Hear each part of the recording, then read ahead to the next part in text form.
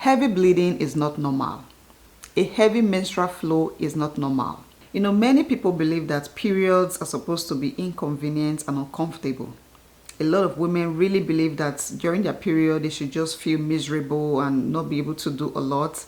But that is a misconception. That is absolutely not true. Yes, there are a lot of hormonal activities going on. You may be feeling a little weaker, less motivated or cranky or whatever, but that should not interfere with your daily life activities. Your period should never cause you to restrict life activities or accept inconvenience.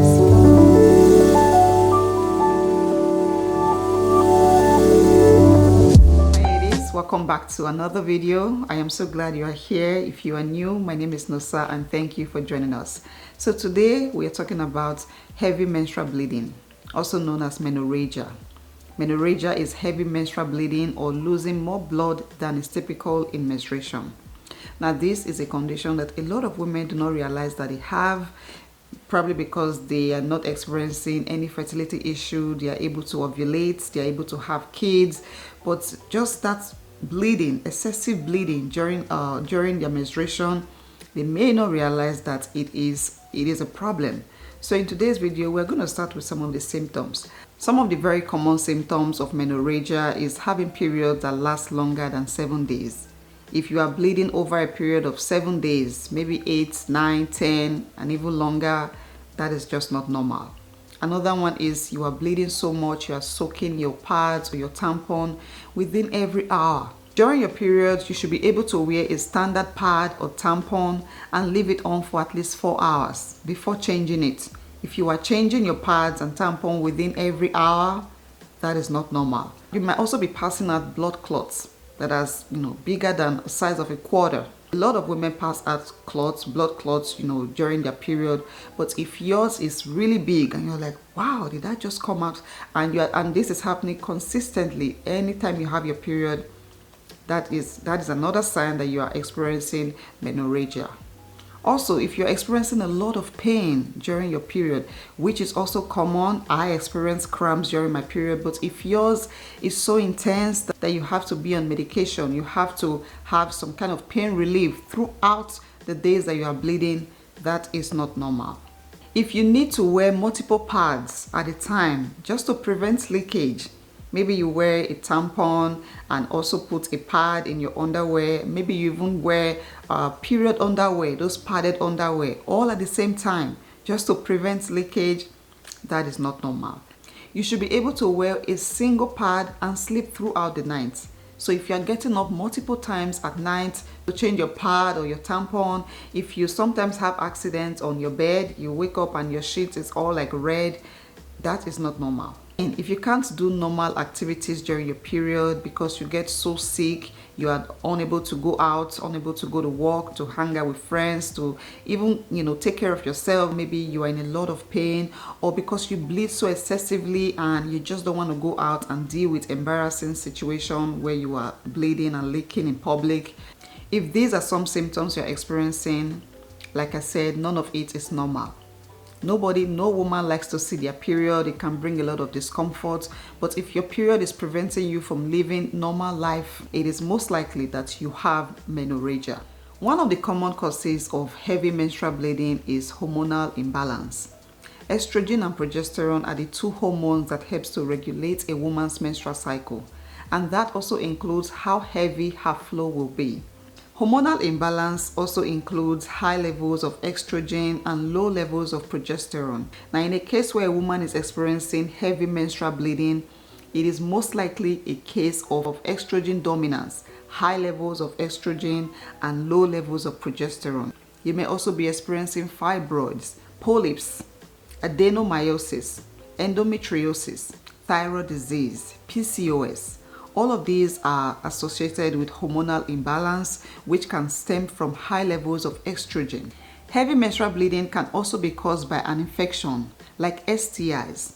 So issues like gonorrhea, syphilis, chlamydia, pelvic inflammatory disease, all of these sexually transmitted infections can lead to heavy menstrual bleeding. Even in pregnancy, heavy bleeding can be concerning.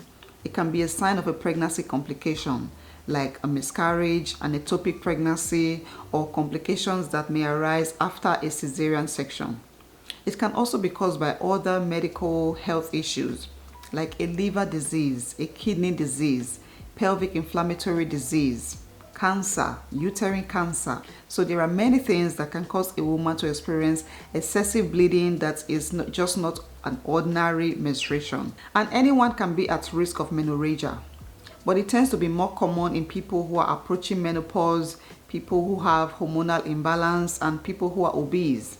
You know, like I said, we can just consider our period as that period where I feel so miserable, so I'm just going to deal with it for a couple of days and I'll be fine again. But you always want to, as a woman, you always want to be sure, you know, check to make sure it is not any other thing developing within you that, you know, you are not aware of.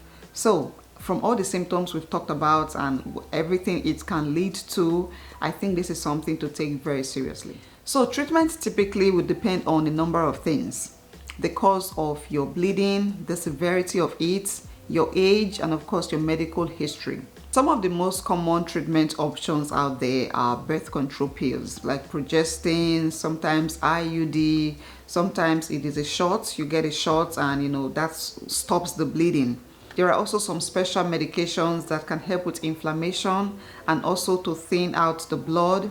And honestly, these are just short-term solutions, okay? This can work for a period of time to prevent the bleeding, maybe 6 months, maybe a year, maybe a little longer. But my point is, these treatment options, they do not solve the underlying problem. If you have estrogen dominance, high levels of estrogen, if you have hormonal imbalance, these medications are really not addressing that area. So that is why the bleeding can come back. So what can you do to address, you know, the root cause of the problem? What can you do to balance your hormones once and for all? What can you do to bring down estrogen levels and, you know, improve your progesterone hormone levels? Thankfully, there are some natural approaches that you can take. But you want to start by doing a blood test or a hormone test. Heavy bleeding is mostly caused by hormonal imbalance. You want to focus on balancing your hormones, and you can do this with some simple lifestyle adjustments. You can start by including certain foods into your diet, like cruciferous vegetables, cabbage, broccoli, cauliflower. You can also try to eat some fruits like apples, berries, pears, and also avoid processed foods, processed sugar, unhealthy fats. All of these foods feed your estrogen. They give your estrogen a lot of muscle, you know, to make it dominate. So you want to put your estrogen levels under control. And to get more insight into your hormones and how to balance your hormone levels, I highly recommend that you watch this video. I'll also leave a link to a playlist of you know, where I talk about hormone levels to help you understand how your hormone works and what you can do to balance your hormones. Another thing to include in your diet is green tea. Green tea contains antioxidants and compounds that can help to regulate insulin in your body and also balance your hormone levels. You also want to eat foods like garlic and turmeric. These foods can help to support your liver, the organ that gets rid of excess estrogen. You can also reduce dairy. I personally had to stop taking some dairy products. I don't eat a lot of cheese. I take a particular type of milk. I don't drink cow's milk. It messes up with my hormones. So if those are things that you haven't considered, then of course, you know, you can consider and find better alternatives. Also eat a lot of whole grains and fiber-rich foods. Drink plenty of water. This would help to flush out toxins from your body and reduce inflammation. Take iron supplements. If you are bleeding a lot, then you need to replenish. So take your iron supplements or eat foods that are rich in iron. It is also very important to include certain nutrients into your diet or into your body, like vitamin B6, magnesium, zinc, and iron.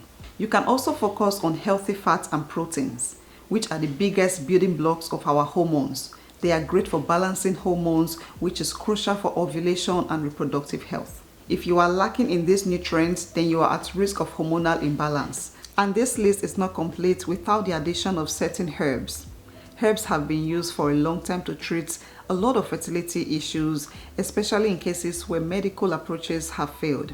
One of those herbs on my list is Vitex, also known as chasteberry. This herb is great for balancing hormone levels, particularly progesterone and the luteinizing hormone. So if you are struggling with low progesterone and high estrogen levels, then this is a herb to consider. Another one is maca root, also known for balancing hormone levels. The last herb on my list is ashwagandha. It is known to help support healthy cortisol and thyroid hormones, which indirectly supports progesterone, a hormone that is needed to balance estrogen, to regulate estrogen. And since we're talking about herbs, I would like to recommend that you watch my videos on fertility herbs. I have a whole list of different herbs, African herbs, herbs that you can find across the spectrum, just every part of the world where you live. So yeah, please watch those videos, watch my videos on hormone balance. I also have other videos on period, what is normal and what is not. I'm going to leave the links to all those videos in my description box, so make sure to check them out. And again, if you are experiencing very heavy bleeding and you consider it normal, there is nothing about it that is normal after watching this video. So I hope you got some tips to help you manage the condition if that is something you're experiencing. Please let me know if this video was helpful to you, and give this video a thumbs up. Subscribe to my channel. If you are new here, check out my channel, see other videos. I'm very sure you will find something to help you if you are trying to conceive, or if you are pregnant, or if you're a new mom. And share this video with anyone you think this information would help. Leave all your comments and questions down below. I'm looking forward to seeing them and answering them, of course. Thank you guys so much for watching. I'll see you in my next one.